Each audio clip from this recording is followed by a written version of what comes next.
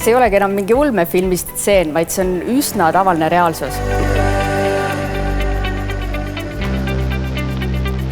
Tegelikult riigi vaates on väga oluline see, et ettevõtja saaks keskenduda oma äri arendamisele.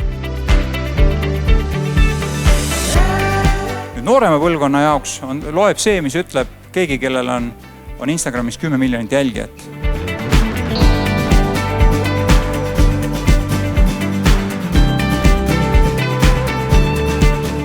Siin keegi ei hoolitse selle eest, et viskid väiksed oleksid või midagi sellist. Kõik panevad täie rauaga.